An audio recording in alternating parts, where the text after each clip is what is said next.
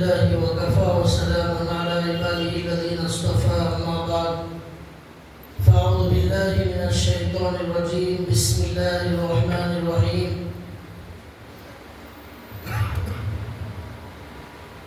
محمد رسول الله والذين معه أشداء على الكفار رحماء بينهم رب اشرح لي صدري ويسر لي أمري واحلل عقدة من لساني يفقهوا قولي سبحانك لا علم لنا إلا ما علمتنا إنك أنت العليم الحكيم اللهم صل على محمد في أول كلامنا اللهم صل على محمد في أوسط كلامنا اللهم صل على محمد في آخر كلامنا صدق الله العظيم. محترم دینی بھائیوں، آج کل جو حالات دنیا میں چل رہے ہیں، جنگی حالات چل رہے ہیں، ایران امریکہ اور اسرائیل سے جنگ لڑ رہا ہے، ان حالات کی روشنی میں کچھ باتیں تاریخ کی اور کچھ باتیں قرآن اور حدیث کی اور آپ صلی اللہ علیہ وسلم کی کچھ پیشن گوئیاں ہیں جن کو آپ کے سامنے 2-3 جمعہ کے اندر بیان کرنے کا ارادہ ہے.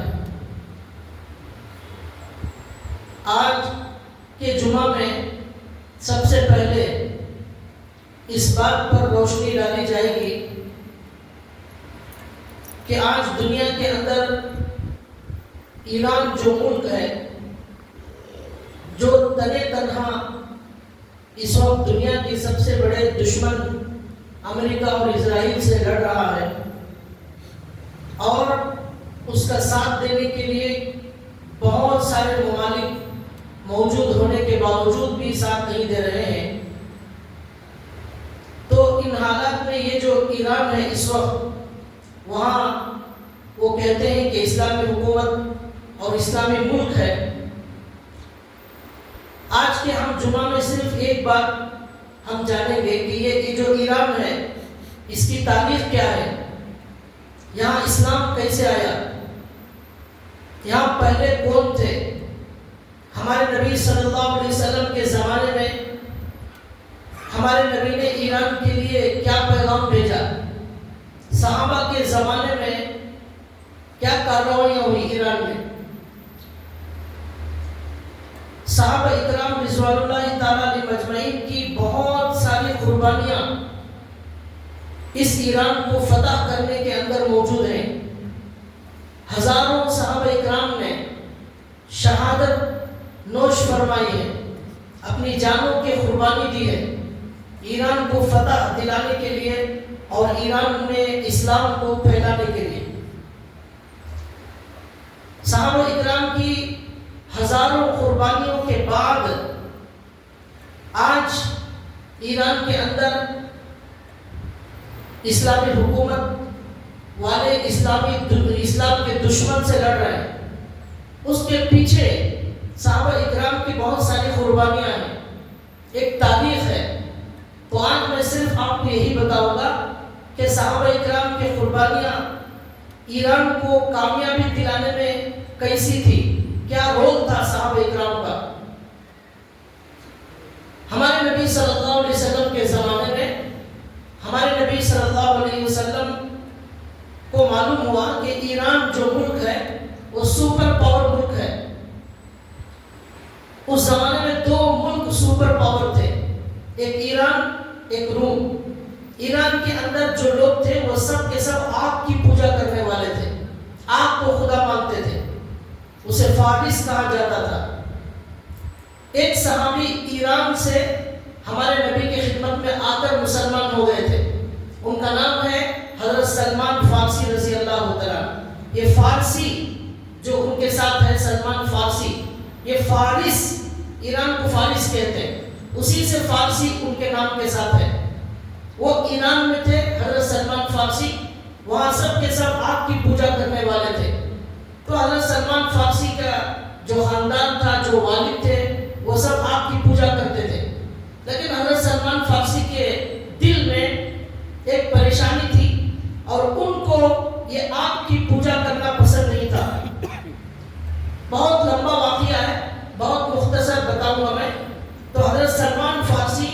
ایران سے کسی طرح نکل کر بھاگنے میں کامیاب ہو گئے. بھاگ کر وہ کسی عیسائی پادری کے پاس گئے اور جا کر کہا کہ میں ایک سچے مذہب کی تلاش میں ہوں. تو اس عیسائی نے کہا کہ اس وقت سچا مذہب یہی ہے جو عیسیٰ علیہ السلام لے کر آئے تھے. اس وقت وہی سچا مذہب تھا. ابھی ہمارے نبی صلی اللہ علیہ وسلم نبی نہیں بنائے گئے تھے. وہ حضرت سلمان فارسی سچے مذہب کی تلاش میں اس پادری کی خدمت میں تھے. کچھ سالوں کے بعد اس کا انتقال ہو گیا. پھر اور ایک پادری کے پاس گئے, اس کا بھی انتقال ہو گیا. اس طرح کئی عیسائی پادریوں کے پاس تھے. آخر میں ایک عیسائی پادری نے کہا حضرت سلمان فارسی سے کہ اب آخری نبی آنے والے ہیں دنیا میں, اور وہ ہے محمد رسول اللہ صلی اللہ علیہ وسلم. اب تمام دنیا کے انسانوں کو اپنی نجات اور اپنی کامیابی کے لیے آپ صلی اللہ علیہ وسلم پر ایمان لانا ضروری ہے. چنانچہ کھجوروں والی بستی مدینہ ہے, وہاں وہ آنے والے ہیں. تم میرے انتقال کے بعد سیدھا ان کے پاس چلے جانا. میرے بعد کوئی عیسائی پادری سچا مذہب والا موجود نہیں ہے دنیا میں. اب حضرت سلمان فارسی کئی سال تلاش کرتے کرتے مدینہ منورہ میں پہنچے. مدینہ منورہ میں پہنچے تو ان کا جو آخری عیسائی پادری تھا اس نے کہا تھا 3 علامتیں ہیں سچے نبی کی. پہلی علامت, وہ سچے نبی محمد رسول اللہ صلی اللہ علیہ وسلم زکوٰۃ اور صدقہ قبول نہیں کرتے, صدقہ اور زکوٰۃ نہیں کھاتے. دوسری نشانی, وہ ہدیہ قبول کرتے. تیسری نشانی, ان کی پیٹھ پر مہر نبوت ہے. بچپن سے ہی ہمارے نبی کی پیٹھ پر محمد رسول اللہ لکھا ہوا تھا. جیسے سیل مارتے ہیں ایسا پیٹھ کے پیچھے لکھا ہوا تھا. یہ قدرتی تھا. اب حضرت سلمان فارسی آئے مدینے میں. ایک یہودی کے گھر میں کام کرتے تھے. حضرت سلمان فارسی ایران سے بھاگ کر آئے تھے. یہ ایران کی تاریخ بتا رہا ہوں اور ایران میں اسلام کی ابتدا کی بات بتا رہا ہوں. تو حضرت سلمان فارسی ایک یہودی کے گھر میں غلامی کرتے تھے, غلام تھے. کسی نے ان کو بیچ دیا تھا. تو درخت پر چڑھ کر حضرت سلمان فارسی کھجور توڑ رہے تھے. ان کا آقا یہودی نیچے بیٹھا ہوا تھا. ایک آدمی بھاگتے بھاگتے آیا اور آ کر اس یہودی سے کہا سنا ہے کہ مدینے میں ایک صاحب ہیں جنہوں نے نبی ہونے کا اعلان کیا ہے. وہ کہتے ہیں کہ وہ نبی ہے, آخری نبی. تو یہودی نے کہا اچھا کون ہے وہ, کہاں سے آئے ہیں, اس طرح بات ہونے لگی. تو فوراً حضرت سلمان فارسی کئی سالوں سے انتظار میں تھے, آخری نبی کی تلاش میں تھے. وہ درخت سے اوپر سے نیچے کود گئے اور آ کر اس سے پوچھنے لگے وہ کہاں ملیں گے, کہاں ملیں گے. وہ یہودی نے ان کو ایک تھپڑ مارا کہ تجھے کیا ضرورت ہے, جاؤ اپنا کام کرو. اب ان کو معلوم ہو گیا کہ وہ وقت آ گیا ہے جس کی تلاش میں ایران سے نکل کر سالوں سے بھٹک رہا ہوں. اب شام کے وقت میں موقع دیکھ کر اللہ کے نبی کی خدمت میں پہنچے. جب گئے تو اللہ کے نبی کو سب سے پہلے کھجور انہوں نے پیش کیا اور کہا یہ آپ کے لیے صدقہ ہے. اللہ کے نبی نے کہا نبی صدقہ قبول نہیں کرتے. پہلی علامت پوری ہو گئی. دوسرے دن آئے, کہا یا رسول اللہ یہ ہدیہ ہے. تو اللہ کے نبی نے کہا ہاں ہم ہدیہ قبول کرتے ہیں, لے لیے. دوسری علامت پوری ہو گئی. اب تیسرے دن آئے اور اللہ کے نبی کی پیٹھ پر جو مہر نبوت تھی محمد رسول اللہ, وہ دیکھنا چاہتے تھے. پیچھے پیچھے جانے لگے تو حضور پہچان گئے. تو اللہ کے نبی نے اپنی چادر ہٹائی تو وہ جا کر انہوں نے اسے دیکھ لیا. دیکھنے کے بعد پھر آ کر حضور کے سامنے بیٹھ گئے اور اپنی پوری کہانی سنائی, لمبی کہانی. وہ پوری حدیث موجود ہے اور ان کا بڑا لمبا قصہ ہے. ہم اس میں جائیں گے تو پورا وقت اسی میں ہو جائے گا. مجھے کچھ باتیں آگے بیان کرنا ہے. تو انہوں نے بیٹھ کر حضور کے سامنے لمبا قصہ سنایا. میں ایسا تھا, پھر وہاں سے بھاگ گیا, پھر عیسائی کے پاس گیا, اس طرح بدلتے بدلتے یہاں تک پہنچا. تو اللہ کے نبی نے ان کو اسلام قبول کرایا, کلمہ پڑھایا. پھر اللہ کے نبی نے حضرت سلمان فارسی کو جو ان کا آقا تھا اس نے بہت پیسے مانگے تھے, سونا مانگا تھا آزاد کرنے کے لیے, ان کو آزاد کرنے کے لیے, اور 300 درخت کھجور لگانے کی شرط رکھی تھی کہ آزاد ہونا ہے تو 300 درخت لگانا باغ میں اور اتنا سونا دینا پڑے. اللہ کے نبی نے تمام صحابہ کو لے جا کر حضرت سلمان فارسی کو آزاد کرانے اپنے ہاتھوں سے 300 درخت لگائے. اور سونے کا بھی اللہ کے نبی نے کہیں سے آیا سونا، وہ ہمارے نبی نے ان کو دیا اور ہمارے نبی نے ان کو آزاد کرایا. یہ پہلا واقعہ. ایران کے بارے میں دوسرا واقعہ یہ ہوا، ہمارے نبی صلی اللہ علیہ وسلم نے سب سے پہلے ایران کو خط لکھا. ایران کے بادشاہ کا نام تھا کسرا. وہاں جو بھی بادشاہ ہوتا تھا اسے کسرا کہا جاتا ہے، الگ الگ نام ہیں ان کے. تو اللہ کے نبی نے خط لکھا. کیا لکھا کہ یہ محمد رسول اللہ کی جانب سے خط لکھا جا رہا ہے، ایران کے بادشاہ کسرا کے نام لکھا جا رہا ہے، اور جو بھی اسلام کی اتباع کرے گا، ہدایت کی اتباع کرے گا، وہی نجات پانے والا ہے، اور جو اسلام کو قبول نہ کرے، وہ مجھ پر ایمان نہ لائے، ایک اللہ کو نہ مانے، تو وہ نجات پانے والا نہیں ہے. اس طرح خط کا مضمون تھا. اللہ کے نبی نے خط لکھا، صحابہ اکرام کو جمع کیا مسجد میں. صحابہ اکرام کے سامنے حضور نے یہ تقریر کی کہ اب میں آپ لوگوں کو دنیا کے کونے کونے میں دعوت کا کام دے کر، خط دے کر بھیجنے والا ہوں، کوئی بھی انکار نہ کرے. تو تمام صحابہ نے کہا یا رسول اللہ، آپ جہاں بھی حکم دیں گے، جسے بھی حکم دیں گے، ہم جانے تیار ہیں. تو حضور نے عبداللہ بن حذافہ سہمی رضی اللہ تعالیٰ کو اٹھائے اور یہ خط دیا اور کہا کہ ایران کے بادشاہ کو یہ میرا خط پہنچا دینا. حضرت عبداللہ بن حذافہ سہمی اٹھے، فوراً خط لیے اور سیدھا گھر گئے اور جا کر گھر والوں سے ملاقات کی، اپنا گھوڑا لیا اور فوراً نکل گئے سفر میں. یہ آسان کام نہیں تھا ایران کے بادشاہ کو خط دینا، ان کے مذہب کے خلاف، اور ایک اسلام کی دعوت دینا، تمام مذاہب کو غلط ٹھہرانا. یہ آسان کام نہیں ہوتا، جان کا بھی خطرہ ہوتا ہے. نکل گئے، اللہ کے نام سے نکل گئے. پہنچتے پہنچتے پہنچتے ایران کے بادشاہ کے پاس پہنچے. ایران کے بادشاہ کے پاس جب پہنچے تو اسے معلوم ہوا کہ مدینے سے کوئی خط آیا ہے. ایک صاحب ہے جو نبی ہونے کا دعویٰ کرتے، ان کی طرف سے خط آیا. تو اس بادشاہ نے بلایا دربار میں، اور دربار کو سجا دیا گیا تھا. چاروں طرف ان کی جو بیٹری تھی لاکھوں کی تعداد میں تھی، بڑا دربار تھا. سونے چاندی سے قالین بنا کر بچھایا گیا تھا، سونے چاندی کی قالین بچھائی گئی تھی. ہیرے جواہرات پورے کرسیوں پر دربار میں لگے ہوئے تھے. یہ جب اندر داخل ہونے لگے تو بادشاہ نے کہا کسرا نے کسی آدمی سے کہ ان سے خط لے لو. تو انہوں نے کہا نہیں، میرے رسول نے کہا ہے خط بادشاہ کے ہاتھ میں دینا ہے، میں بادشاہ کے ہاتھ میں دوں گا، کسی اور کے ہاتھ میں نہیں دوں گا. یہ اتنے بڑے دربار میں ایسی ہمت اور ایسی جرت دکھائی انہوں نے. تو بادشاہ نے کہا ٹھیک ہے آنے دو. آئے اور خط دیا. اب کھول کر پڑھا. خط کھول کر پڑھتے ہی وہ غصے میں آ گئے اور کہنے لگا خط لکھنے کی تمیز بھی نہیں ہے ان کو. انہوں نے اب خط کو ان کے نام سے شروع کیا ہے، محمد کے نام سے خط شروع ہو رہا ہے. یہ کہہ کر اس نے خط کو پھاڑ دیا. پورا پڑھا بھی نہیں، خط پھاڑ دیا اور کہنے لگا میں دنیا میں جو بھی ہیں سب میرے غلام ہیں. وہ میرے غلام کو اتنی ہمت ہو گئی کہ وہ مجھے اس طرح خط لکھتا ہے. تو اس طرح تکبر اور غرور کے اندر مبتلا تھا.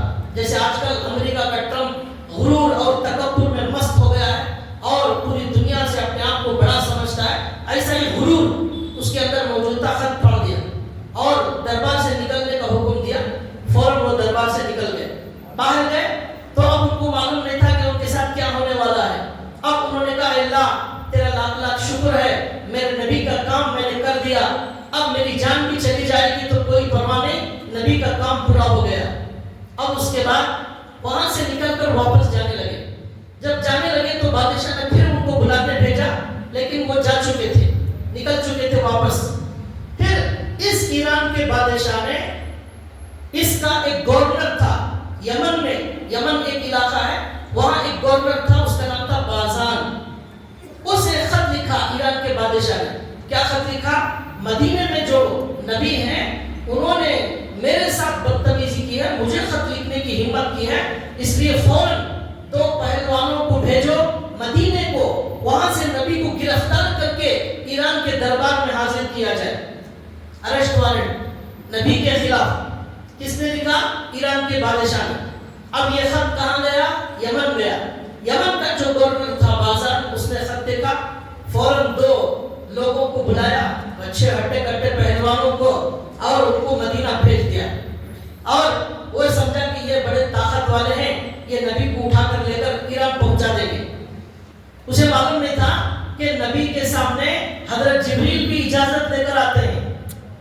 اسے معلوم نہیں تھا کہ نبی کی ایک انگلی سے چاند کے 2 ٹکڑے ہو جاتے ہیں. اسے معلوم نہیں تھا کہ یہ نبی ہے جو 1-2 منٹ میں آسمان کا سفر طے کرتے ہیں. تو وہ نبی جن کو 100 لوگوں کی طاقت دی گئی، ہمارے نبی کے پاس 100 لوگوں کی طاقت تھی. ایک پہلوان نے کشتی بھی لڑی ہمارے نبی کے ساتھ. ہمارے نبی نے 1 ہی منٹ میں اسے پٹک دیا. اسے یقین نہیں آ رہا تھا. اس نے کہا مجھے پٹک دیں گے میں مسلمان ہو جاؤں گا. پورے عرب میں سب سے بڑا پہلوان تھا. ہمارے نبی نے 1 مرتبہ پہلی بار میں پٹک دیا اسے. اسے یقین ہی نہیں آ رہا کہ کیا ہوا. اس نے کہا نہیں کچھ گڑبڑ ہو گئی. دوسری بار لڑو. دوسری بار بھی حضور نے پٹک دیا. تیسری بار بھی پٹک دیا. ایسی ہمارے نبی کی طاقت تھی. بھاگے اٹک کرو. یہ 2 پہلوان، مچھر پہلوان ہمارے نبی کے سامنے، یہ نبی کو گرفتار کرنے آئے. ہمارے نبی کے سامنے آ کر بیٹھے اور کہنے لگے ہمارا ایران کا بادشاہ آپ کو بلا رہا ہے، آپ فوراً ہمارے ساتھ چلیے، نہیں تو ایران کی فوج آپ کے مدینے میں حملہ کر دے گی اور سب ختم ہو جائے گا آپ لوگ. ہمارے نبی مسکرانے لگے. ہر وقت ہمارے نبی مسکراتے رہتے تھے. تو ہمارے نبی نے مسکرایا اور کہا ابھی آپ لوگ سفر سے آئے ہیں، جاؤ آرام کرو، کل میرے پاس آنا، لے جاؤ بھی ان کی مہمان نوازی کرو، ان کو کھلاؤ پلاؤ. ان کے مہمان خانے میرے کو بھیج دیا.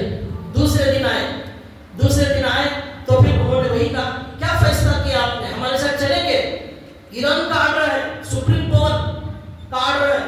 تو ہمارے نبی نے مسکرا کر کہا کہ آپ لوگ، اللہ کے نبی نے کہا ابھی کچھ دن پہلے، 4 دن 5 دن 8 دن پہلے فلاں تاریخ کو فلاں وقت میں ایران کے بادشاہ نے جس نے مجھے لانے کا حکم دیا ہے اس کو اسی کے بیٹے نے قتل کر دیا ہے.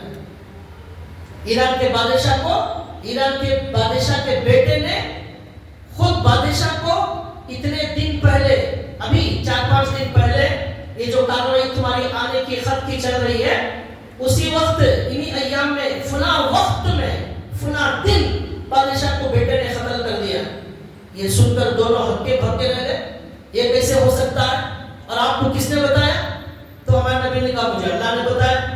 تو اب انہوں نے کہا کیا ہم یہ خبر یمن کے گورنر بازان کو بتا دیں؟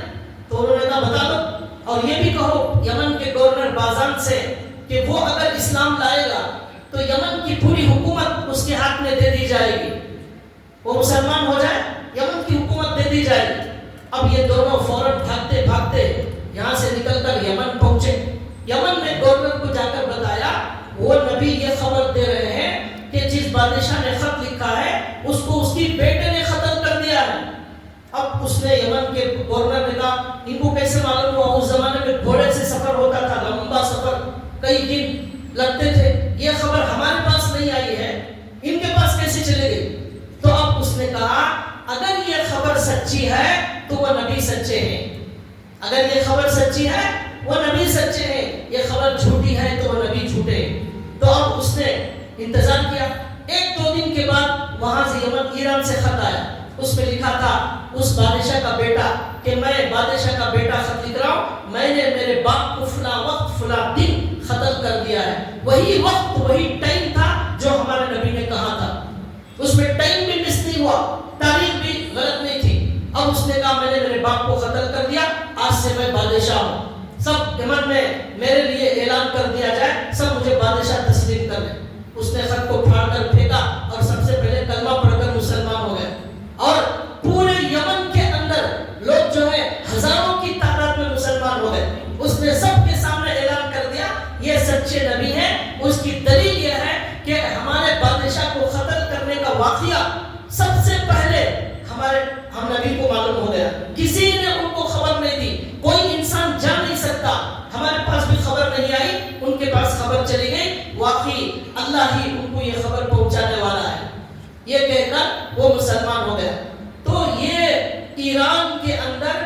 اسلام کا آغاز اور اسلام کی میں تاریخ بتا رہا ہوں. یہ واقعہ ہوا اور یہاں بات ختم ہو گئی. اس کے بعد کیا ہوا؟ ہمارے نبی صلی اللہ علیہ وسلم کا زمانہ ختم ہو گیا. حضرت ابوبکر صدیق کا زمانہ آیا. اس وقت پورے ایران میں سب کے سب آگ کے پوجا کرنے والے، کوئی ایک بھی اللہ کو ماننے والا نہیں تھا. آج جو ایران آپ دیکھ رہے ہیں، وہ ایران کیا کر رہا ہے؟ دنیا کی سب سے بڑی طاقت سے لڑ رہا ہے اور سب پورے ساتھ چھوڑ کے اکیلا لڑ رہا ہے. یہاں تک پہنچانے کے لیے اس ایران کو کیا کارنامہ صحابہ کرام نے انجام دیا، وہ آج میرا موضوع ہے. ایک بھی ایران میں اللہ کہنے والا نہیں ہے، کلمے والا موجود نہیں ہے. ہمارے نبی کا خط پہلا گیا، یہ واقعہ پیش آیا. اب حضرت ابوبکر صدیق رضی اللہ تعالیٰ عنہ کا دور آیا. حضرت ابوبکر صدیق نے سب سے پہلے حضرت خالد بن ولید، جو اللہ کی تلوار ہے، جن کا نام ہے سیف اللہ، اللہ کی تلوار، ان کو بلا کر حکم دیا کہ تم اب ایران کی طرف جاؤ. وہاں جا کر ان کو سب سے پہلے اسلام کی دعوت دو، اور اسلام اگر قبول کر لے تو ٹھیک ہے، نہیں اپنے مذہب پر رہنا چاہتے ہیں تو ان کو ٹیکس دینا پڑے گا، اسلامی حکومت وہاں نافذ ہو جائے گی. اگر نہ مانے تو پھر جنگ کا اعلان کرو. حضرت خالد بن ولید رضی اللہ تعالیٰ عنہ اور ان کے ساتھ حضرت مسنہ رضی اللہ تعالیٰ عنہ اس طرح کا ایک لشکر تیار کر کے سب سے پہلے ہمارے صحابی حضرت ابوبکر صدیق رضی اللہ تعالیٰ عنہ نے اپنے زمانے میں روانہ کیا حضرت خالد بن ولید کو ایران کے ساتھ مقابلہ کرنے کے لیے.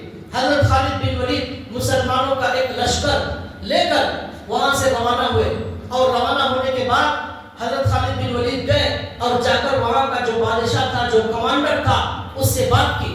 تو اس سے بات کرنے کے بعد اس نے کہا کہ آپ لوگ اپنے اوپر رحم کرو، آپ لوگوں کے پاس کپڑا نہیں ہے، مسلمانوں کے پاس دھنکا، مسلمانوں کے پاس کھانے کے لیے پیسے نہیں ہے، راشن نہیں ہے، آپ لوگ کیوں لڑنے اور مرنے آئے ہو؟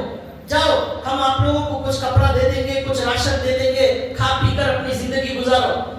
تو حضرت خالد بن ولید رضی اللہ تعالیٰ عنہ نے کہا میرے ساتھ ایسی جماعت آئی ہے جو زندگی نہیں شہادت سے اتنی محبت کرتی ہے جس طرح تم زندگی سے محبت کرتے ہو. ایسی جماعت لے کر آیا ہوں، جیسے تمہیں شراب پسند ہے ویسے ہمیں شہادت پسند ہے. ایسی قوم لے کر آیا ہوں جو قوم کبھی ہارنا نہیں جانتی، وہ صرف فتح اللہ اس کے مقدر میں رکھتے ہیں اور اللہ اس کے ساتھ ہے، وہ اللہ ان کو ضرور کامیابی دے گا. چنانچہ سب سے پہلی جنگ حضرت خالد بن ولید نے ایران کے اندر لڑی. اب اس جنگ کے اندر اللہ تعالیٰ نے بہت بڑی کامیابی حضرت خالد بن ولید رضی اللہ تعالیٰ عنہ کو دی اور وہ کامیابی کے ساتھ لوٹے. حضرت خالد بن ولید رضی اللہ تعالیٰ عنہ نے جب جنگ لڑی، اس میں ایک واقعہ یہ بھی پیش آیا کہ جب پہلی جنگ ہوئی تو ایرانیوں کو ناکامی ہو گئی. اب پھر جب دوسرے دن دوسری مرتبہ جنگ ہوئی تو وہ ایران والے ہمت ہار چکے تھے. تو ان کا جو کمانڈر تھا وہ صلح کرنے کے لیے حضرت خالد بن ولید کے پاس آیا. اس کے ہاتھ میں زہر کی شیشی تھی، زہر. پہلے دن جنگ ہار چکے تھے، ایران والوں کی ہمت ٹوٹ چکی تھی، اب دوسرے دن مسلمانوں سے لڑنے کی ہمت نہیں تھی، اس لیے اب زہر کی شیشی لے کر بات کرنے، صلح کرنے کے لیے آیا. حضرت خالد نے پوچھا یہ ہاتھ میں کیا ہے؟ اس نے کہا زہر کی شیشی. کیوں لائے ہو؟ تو اس نے کہا اگر صلح اچھی ہو گئی تو ٹھیک، صلح میں ناکامی ہوئی میری قوم کو منہ دکھانے کے قابل نہیں رہوں گا، زہر کھا کر مر جاؤں گا.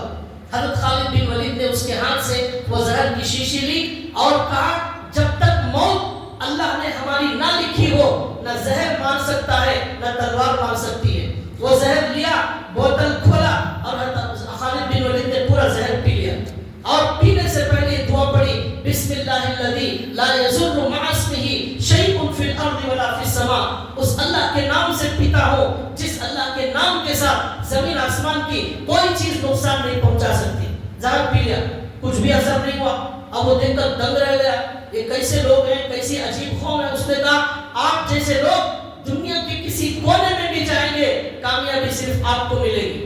1,90,000 درہم پر وہاں پر صلح ہوئی. ایران والے ٹیکس دے کر رہیں گے، لڑ نہیں سکتے، ہار گئے. ٹیکس دیں گے 1,90,000 سالانہ ٹیکس دیں گے مدینے کو.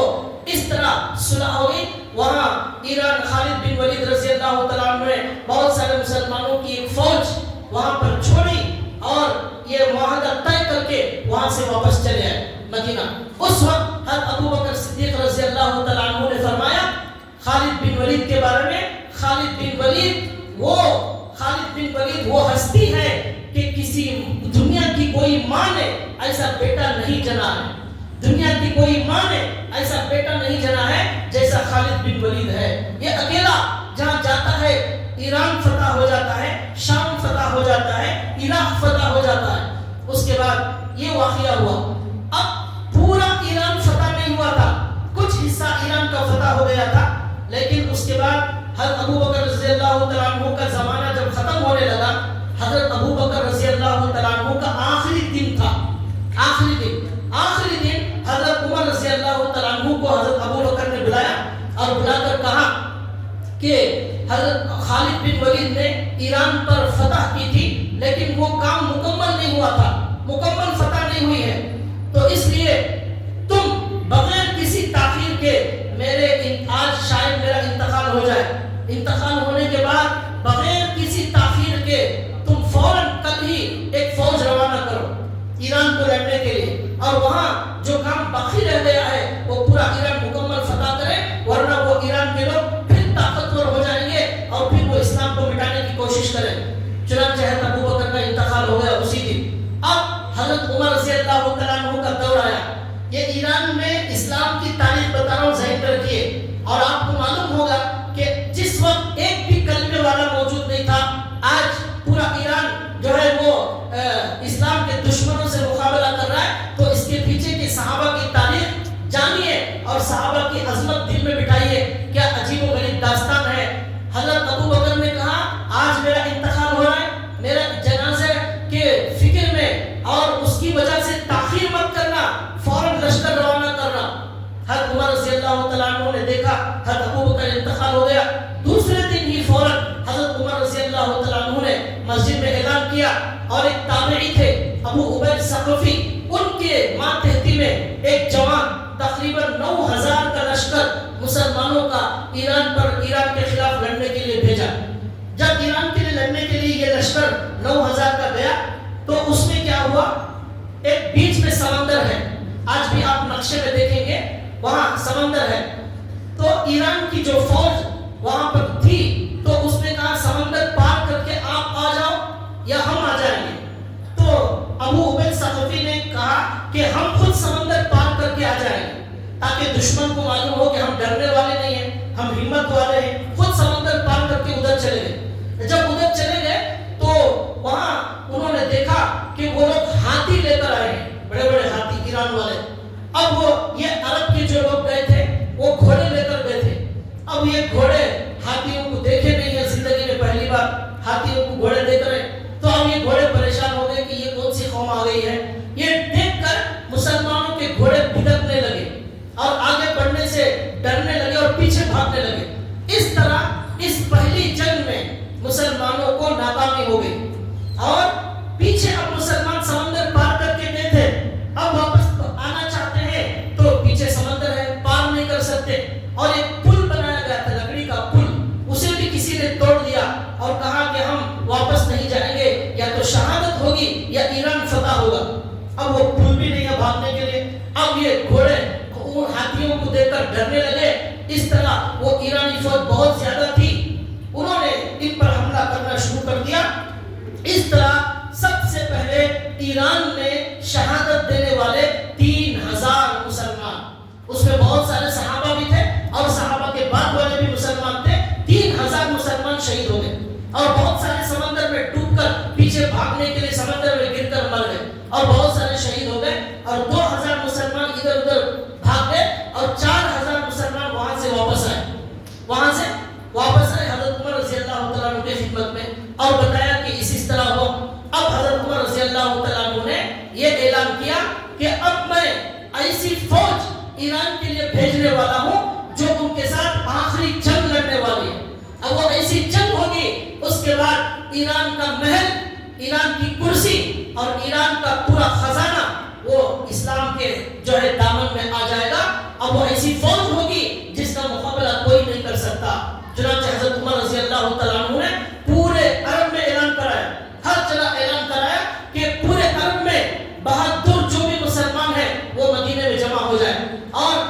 اچھے شاعر مدینے میں جمع ہو جائے اور اچھا بیان کرنے والے وہ بھی مدینے میں جمع ہو جائے. جنگ کے میدان میں بیان کرنے والوں کی بھی ضرورت تھی, ان کو جوش دلانا پڑتا تھا تاکہ وہ جذبے کے ساتھ لڑے, اور شاعروں کی بھی ضرورت پڑتی تھی, وہ اشعار سے ان کو ابھارتے تھے, شوق دلاتے تھے. ایسے سارے لوگوں کو جمع کیا. حضرت عمر رضی اللہ تعالیٰ عنہ حج کو چلے گئے, حج سے واپس آئے تو دیکھا مدینہ پورا بھر گیا ہے, چاروں طرف سے مسلمان جمع ہو گئے ہیں ایران سے لڑنے کے لیے.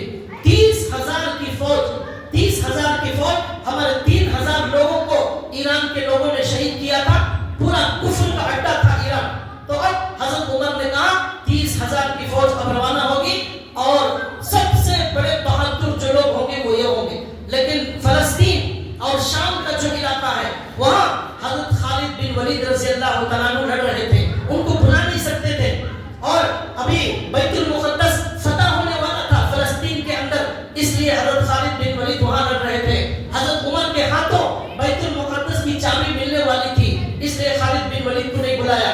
اب یہاں حضرت عمر نے مشورہ کیا کہ 30,000 کی فوج کو کس کے ساتھ روانہ کیا جائے, کسے کمانڈر بنایا جائے. تو لوگوں نے کہا اے امیر المؤمنین آپ ہی کمانڈر بن کر چلیں, تبھی جا کر یہ ایران سے فتح ہو سکتی ہے. ان کی فوج 1.5 لاکھ ہے اور پورے ہتھیار, پورے گھوڑے اور ہاتھی تلوار سب ہے ان کے پاس. تو حضرت عمر تیار ہو گئے, لیکن حضرت عبد الرحمن بن عوف نے کہا امیر المؤمنین آپ ہرگز نہ جائیں, اس لیے کہ آپ چلے جائیں آپ کو کچھ ہو گیا سارے عرب میں جہاں بھی مسلمان لڑ رہے ہیں ان کی ہمت ٹوٹ جائے گی. امیر ہمارا شہید ہو گیا, سب کی ہمت ٹوٹ جائے گی, اس لیے آپ ہرگز نہ جائیں. پھر انہوں نے کہا کسے بھیجیں؟ تو انہوں نے کہا حضور پاک صلی اللہ علیہ وسلم کے ماموں حضرت سعد بن وقاص رضی اللہ تعالیٰ عنہ کو اس کام کے لیے روانہ کیا جائے, جو شروع دور میں اسلام لا چکے تھے, بہت بڑے صحابی, بڑے عظیم الشان بہادر شیر بدر ان کو کہا جاتا ہے. ان کو ایسے شیر کو بھیجیے. تو ان کو بلایا سعد بن وقاص کو حضرت عمر رضی اللہ تعالیٰ عنہ نے, اور کہا تمہیں کمانڈر بنا کر یہاں سے میں ایران کے مقابلے کے لیے روانہ کر رہا ہوں. چنانچہ یہ حضرت عمر رضی اللہ تعالیٰ عنہ نے حضرت سعد بن وقاص کو ان کی ماتحتی میں 30,000 کی فوج مدینے سے روانہ فرمائی. اب یہ آخری جنگ مسلمانوں کی اور ایران والوں کی, آگ کی پوجا کرنے والوں کی اور ایک کلمہ طیبہ والوں کی جنگ کا آغاز ہونے والا تھا. حضرت عمر حضرت سعد بن وقاص کے ساتھ ساتھ چل رہے تھے اور باہر تک چھوڑنے کے لیے حضرت عمر گئے. جاتے ہوئے نصیحت کی, ان سے کہا سعد تم یہ مت سمجھنا کہ تم حضور کے ماموں ہیں تو تمہارا بڑا مقام ہے, یہ مت سمجھنا آپ حضور کے ساتھی ہیں, صحابی ہیں, آپ کا بہت بڑا مقام ہے. اللہ کی نظر میں جو تقوی والا ہوتا ہے اسی کا اللہ کی نظر میں مقام ہوتا ہے. پھر کہا اللہ کا کوئی رشتہ دار نہیں, اللہ کا کوئی ماموں, اللہ کا کوئی چچا, اللہ کا کوئی بھائی نہیں ہے. اللہ صرف تقوی دیتے ہیں. جو نیکی کرے گا وہ اللہ کے قریب ہوگا, جو گناہ کرے گا اللہ اسے ذلیل کر دے گا. یہ حضرت عمر نے کہا یاد رکھو پوری فوج جب تک اللہ کی اطاعت کرتی رہے گی ایران تمہارے قدموں میں, روم تمہارے قدموں میں رہے گا.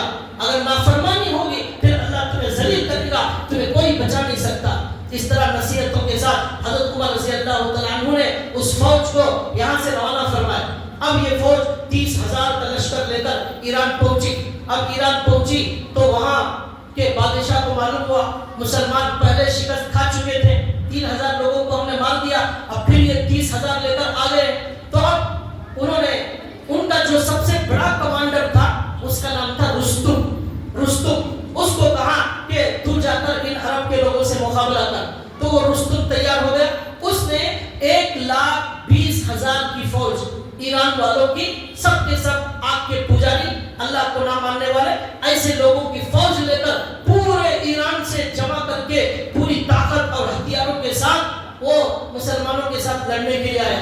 اب جب وہ فوج وہاں سے آئی, یہاں سے یہ جمع ہو گئے, تو سب سے پہلے بات چیت ہوئی. تو اس نے کہا تمہارے ایک مسلمان کو بھیجو میرے پاس بات کرنے کے لیے. تو ایک مسلمان کو حضرت سعد بن وقاص نے بھیجا, ان کا نام تھا حضرت نعمان. اس رستم نے کہا کہ آپ لوگ غریب لوگ ہیں, کپڑے نہیں ہیں, اور آپ لوگ پاس گھنٹہ گھوڑا نہیں ہے, کپڑے بھی یونیفارم بھی نہیں ہے فوج کے پاس. ان کی فوج پوری یونیفارم पास कोई यूनिफॉर्म नहीं है, पूरे दुबले पतले, मोटे भी नहीं थे साहबा, दुबले पतले थे ज्यादा। ये दुबले पतले लोगों की जमात लेकर आ गए हमारे साथ लड़ने के लिए। घोड़े भी नहीं है, तलवार भी नहीं है, क्यों अपने आप को मारना चाहते हो? जाओ, हम कुछ राशन गल्ला कपड़े देंगे, खा पी कर जियो। तो उन्होंने कहा, दरबार में उन्होंने तकरीर की और कहा, आपने सही कहा, हम नंगे थे, हम भूखे थे, हम कीड़े मकोड़े खाने वाले थे, हम एक दूसरे को कत्ल करने वाले थे, बच्ची को दफन करने वाले थे, जालिम थे, हम शराबी थे, हम चोर और डाकू थे, लेकिन हमारे दरमियान मोहम्मद रसूलुल्लाह सल्लल्लाहु अलैहि वसल्लम ने आकर हमें मालदार बना दिया। अब हमारे दिल में ईमान की ऐसी दौलत है, हमारे से बड़ा कोई मालदार नहीं है। ये महल वाले, ये सोने चांदी वाले सब हमारे सामने गरीब हैं, हमारे पास ईमान है।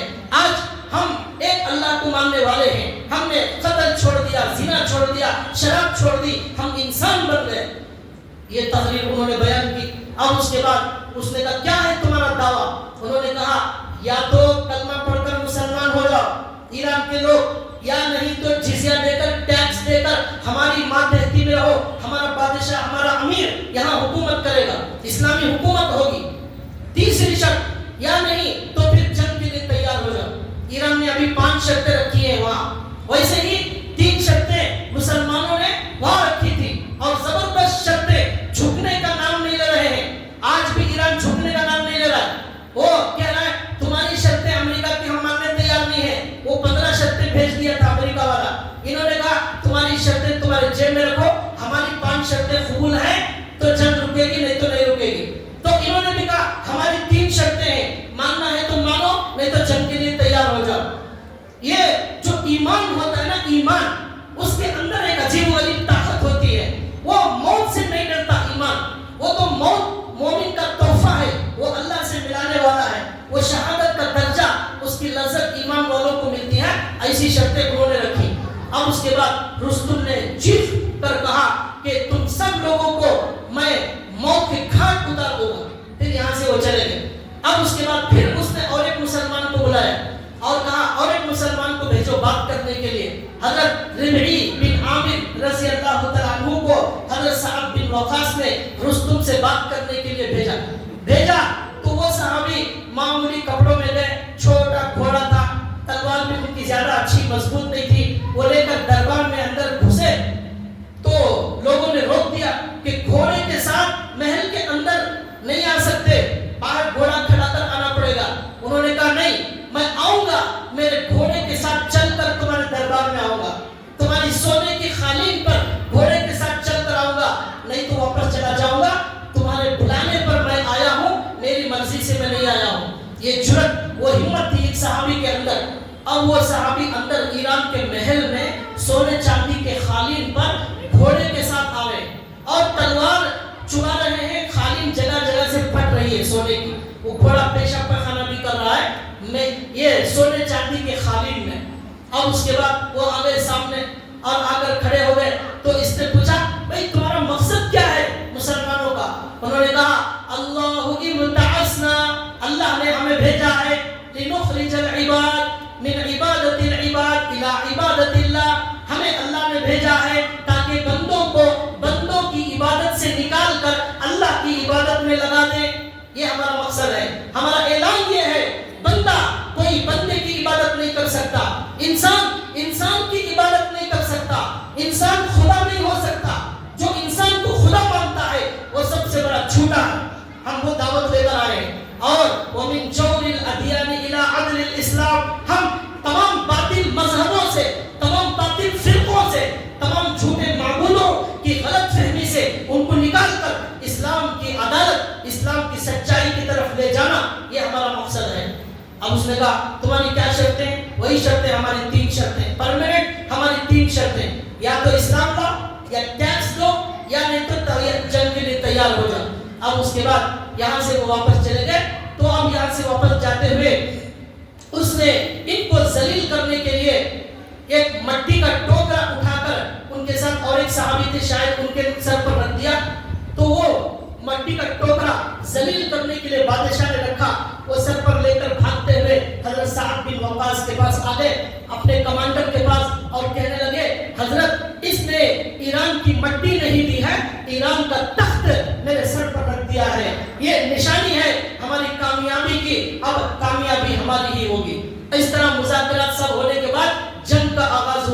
قادسیہ، اس جنگ کا نام ہے قادسیہ کی جنگ، وہ ایران میں جگہ ہے قادسیہ، تاریخ کی بہت بڑی عظیم الشان جنگ، اس کا تذکرہ تمام کتابوں کے اندر لکھا ہوا ہے، اس کے واقعات عجیب و غریب لکھے ہوئے ہیں، اس کے اندر 30,000 مسلمان یہاں کھڑے ہوئے ہیں اور 1,20,000 یہ ایرانی یہاں کھڑے ہوئے ہیں، اب یہاں سے جنگ کا آغاز ہوتا ہے اور 30,000 ایران کے لوگوں کو ایک زنجیر میں باندھ کر 30,000 لوگوں کو ایک صف میں ایک زنجیر میں باندھ دیا گیا ہے تاکہ کوئی بھاگ کر پیچھے نہ جائے، سب مل کر آپس میں لڑے، ان کی صف میں کوئی نہ گھسے، اس طرح لڑنے کا انتظام کیا گیا تھا۔ اب مسلمانوں نے لڑنا شروع کیا، اب یہاں پر ان کے ہاتھی پھر سامنے آ گئے، تو اب ان کے گھوڑے ہاتھی سامنے تھے، مسلمانوں نے ایک چالاکی کیا کی، مسلمانوں کے جو اونٹ تھے ان اونٹوں پر کالا کپڑا ڈال دیا، اونٹوں پر کالا کپڑا، اب ان کے ہاتھی اور ان کے جو ایران کے گھوڑے تھے وہ دیکھ کر بھڑکنے لگے، یہ کالے کپڑے کے جانور کون سے ہیں، کالے کالے، ڈر گئے۔ جنگ جو ہے عقل سے جیتی جاتی ہے، ہتھیار سے بھی جیتی جاتی ہے، عقل سے بھی جیتی جاتی ہے، جیسے ایران نے آج وہ پانی کا جو ایک جگہ ہے نا ہرمز، ابنائے ہرمز، وہاں بلاک کر دیا ہے، تو پورے دنیا کا گلا پکڑ لیا ہے ایران نے، اب سب لوگ ہاتھ پیر مار رہے ہیں، سب کی گیس بند ہو گئی، سب کا پیٹرول بند ہو گیا، سب کا تیل بند ہو گیا، سب کا تیل نکل گیا، وہ گلا ننڈا پکڑ لیا ایران والے نے، یہ کیا، یہ عقل سے جنگ لڑی جا رہی ہے۔ تو صحابہ نے کیا کیا، اونٹوں پر کالا کپڑا ڈال کر ایران کے اونٹوں اور گھوڑوں کو بتایا یہ ہمارے پاس نیا جانور آیا ہے، یہ دیکھ کر ان کے گھوڑے بھاگنے لگے اور ان کے ہاتھی اس نئے جانور کو کبھی دیکھے نہیں تھے، اونٹ کی طرح لگ رہا ہے لیکن کالا چہرہ ہے، اب کوئی بھوت آ گیا سمجھ کر وہ بھاگنے لگے، اب جب وہ بھاگنے لگے اب صحابہ اکرام نے یہاں سے نکل کر ان پر ایسا حملہ کیا کہ جس کی مثال تاریخ میں نہیں ملتی، ایک صحابی ایک پوری صف کو ختم کرنے کے لیے کافی ہو جاتا تھا، اور ایک صحابی کو ایک غلطی کی وجہ سے قید کر دیا گیا تھا، انہوں نے سعد بن وقاص جو امیر تھے ان کی بیوی سے کہا مجھے صبح میں کھول دو میں شام تک آ جاؤں گا، وہ گئے اور وہ اس قدر بہادری سے لڑنے لگے، سب لوگ دیکھنے لگے کہ کوئی آسمان سے فرشتہ آ گیا ہے جو ایک آدمی 100 لوگوں کو قتل کر رہا ہے، یہ عجیب و غریب منظر وہاں پر لوگوں نے دیکھا، اور اس طرح یہ جنگ جو ہے شروع ہو گئی، یہاں تک کہ ایک صحابی رضی اللہ تعالیٰ عنہ حضرت خانقاہ رضی اللہ تعالیٰ عنہ تھے، انہوں نے جا کر جو ایران کا کمانڈر تھا رستم اسے انہوں نے قتل کیا، اور اسے قتل کرنے کے لیے گئے تو وہ بھاگنے لگا، ان کا کمانڈر بھاگتے بھاگتے پانی میں گر گیا، اس کی ٹانگیں پکڑ کر پانی میں سے کھینچ کر انہوں نے اسے وہاں پر قتل کر دیا، قتل کر کے اعلان کر دیا میدان میں کہ میں نے ایران کے کمانڈر رستم کو قتل کر دیا ہے، یہ اعلان ہوتے ہی سارے ایران کے جو لشکر تھے، ایران کے لوگ تھے، ڈر گئے، ہمت ہار گئے، اب بھاگنے لگے، اب وہاں پر پانی کا دریا تھا، بھاگتے بھاگتے ان لوگوں نے جو ہے وہ دریا میں آدھے گر گئے، ان لوگوں نے بڑی زبردست طریقے سے ان کا مقابلہ کیا اور سمندر پار کر کے وہ لوگ بھاگ گئے، تقریباً 1,00,000 ایران کے لوگوں کو ان 30,000 صحابہ اکرام نے اس قادسیہ کے جنگ میں قتل کیا، 1,00,000 ایران کے فوجی لوگوں کو، یہ 30,000 صحابہ اکرام نے، اب اس کے بعد وہ سب بھاگ گئے، اب ایران کا جو محل تھا، ایران کا محل، اس محل کے پاس جا کر اس محل پر قبضہ کرنا تھا، میدان میں تو بھاگ گئے، اب محل پر قبضہ کرنا ہے، کرسی پر قبضہ کرنا ہے، اب مسلمان نکلے، حضرت صاحب نے کہا نکلو محل پر قبضہ کرو، اب محل تک جانے کے لیے راستے میں دریا، اب وہ دریا پار نہیں کریں گے محل تک جا نہیں سکتے، تاریخ کے اندر یہ عجیب و غریب واقعہ لکھا ہوا ہے، آپ لوگ نہیں سنے ہیں تو سن لیجئے، حضرت صاحب بن وقاص نے کہا اے مسلمانوں اس پانی سے تمہیں ڈرنے کی ضرورت نہیں، یہ پانی تمہارا غلام ہے، یہ اللہ کا غلام ہے، اللہ کے بندے کا غلام ہے، آج انشاءاللہ اللہ کے بھروسے پر ہمارے گھوڑے پانی کے اوپر چلیں گے، آج ہمارے گھوڑے پانی کے اوپر چلیں گے، یہ پانی ہمیں کچھ نقصان نہیں پہنچائے گا، اللہ کا نام لے کر اللہ کے بھروسے پر لا حول ولا قوت الا باللہ پڑھتے ہوئے گھوڑے سمندر میں ڈالو، یہ عجیب و غریب منظر دنیا نے دیکھا، یہ پوری 30,000 کی فوج صحابہ کی گھوڑے سمندر میں ڈال دیتے ہیں، اور وہ گھوڑے سمندر پر اس طرح چل رہے ہیں جس طرح زمین پر چلتے ہیں گھوڑے، اور کچھ نہیں ہو رہا، یہ فوج پوری کی پوری سمندر پر چل رہی ہے، 20,000 اس میں کئی سو صحابہ تھے، بدر کے اندر جو صحابہ تھے وہ بھی موجود تھے. یہ عجیب و غریب منظر دیکھ کر ایران والوں نے کہا یہ جن آ گئے، جن آ گئے، جن آ گئے، یہ انسان نہیں جنات ہے، جنات. اب اس طرح سمندر میں چلتے چلتے آپس میں بات کر رہے صحابہ، جیسے عام سڑکوں پر جاتے ہوئے بات کرتے اس طرح بات کر رہے ہیں. حضرت سلمان فارسی نے کہا انشاءاللہ ہم اسی طرح پانی میں چلتے چلتے کنارے پہنچ جائیں گے. یہ سعد بن وقاص نے کہا آج اسلام کی روح زندہ ہے، جب تک اسلام کی روح زندہ ہے دنیا کی ہر چیز ہماری غلام ہے. جب تک اسلام کی روح زندہ ہے ہر چیز ہماری غلام ہے. پھر کہا جب تک نیکیاں مسلمانوں کی غالب رہیں گی، گناہ کم ہوں گے، دنیا کی ہر مخلوق ہماری خدمت کرے گی. جب گناہ زیادہ ہو جائیں، نیکیاں کم ہو جائیں، پھر یہ اللہ کی مدد نہیں آئے گی. اس طرح بات کرتے کرتے پورا لشکر، سارے مسلمان، سارے گھوڑے وہاں دریا کے کنارے پہنچ گئے. دریا کے کنارے پہنچ گئے، ایک چیز کا کوئی نقصان نہیں ہوا، سب کے سب دریا پار ہو گئے. ایک صحابی کا ایک برتن تھا، پیالہ، انہوں نے کہا میرا پانی پینے کا برتن سمندر میں گر گیا، کہاں گیا؟ انہوں نے کہا بھائی ارے برتن چھوڑو، اتنے سارے صحابہ واپس یہاں دریا پار کر کر آ گئے، ایک برتن گیا تو کیا ہو گیا؟ انہوں نے کہا نہیں، وہ میرا بڑا برتن قیمتی تھا، وہ مجھے چاہیے. اللہ نے جس طرح سمندر کو حکم دیا ہے ہم سب کو خیر و عافیت سے پہنچانے کے لیے، وہ برتن بھی اللہ میرا پہنچائیں گے. یہاں تک کہ جب وہ فوج وہاں گزری تو ان کا برتن بھی تیرتا ہوا وہاں سمندر کے کنارے آ گیا، وہ تک اٹھا لیا. اللہ نے سمندر کو غلام بنا دیا. وہ معزز تھے زمانے میں مسلمان ہو کر، وہ معزز تھے زمانے میں مسلمان ہو کر، تم خار ہوئے، ذلیل ہوئے تاریخ قرآن ہو کر. قرآن کو چھوڑ دیا، ہم ذلیل ہو گئے. وہ معزز تھے زمانے میں، کیوں؟ وہ مسلمان تھے. علامہ اقبال نے یہ دریا میں جو صحابہ دریا پار کرنے کا معجزہ ہوا، اس پر علامہ اقبال نے شعر کہا دشت تو دشت ہے دریا بھی نہ چھوڑے ہم نے، دشت تو دشت ہے دریا بھی نہ چھوڑے ہم نے، در بحر ظلمات میں دوڑا دیے گھوڑے ہم نے. یہ علامہ اقبال نے اسی پر شعر پر کہا. سن 15 ہجری ہمارے نبی صلی اللہ علیہ وسلم کے کچھ سالوں کے بعد ایسا عجیب و غریب معجزہ، ایسی بڑی عجیب و غریب طاقت کے ذریعے سے اللہ نے ایران کے خلاف مدد کی. آج ان صحابہ کی قربانیوں کی وجہ سے آج ایران اس قابل ہوا ہے کہ وہ امریکہ کی آنکھوں میں آنکھیں ڈال کر بات کر رہا ہے. میری بات ابھی مکمل نہیں ہوئی، اس کا سلسلہ انشاءاللہ اگلے جمعہ یہاں سے کنٹینیو کیا جائے گا. اللہ تعالیٰ سنی ہوئی بات پر عمل کی توفیق عطا فرمائے. اللہ تعالیٰ ہمارے اسلام کے لیے جو بھی لڑ رہے ہیں اللہ ان کی مدد فرمائے، اور اللہ تعالیٰ اسلام کے جو دشمن ہیں اللہ تعالیٰ ان کو ناکام فرمائے.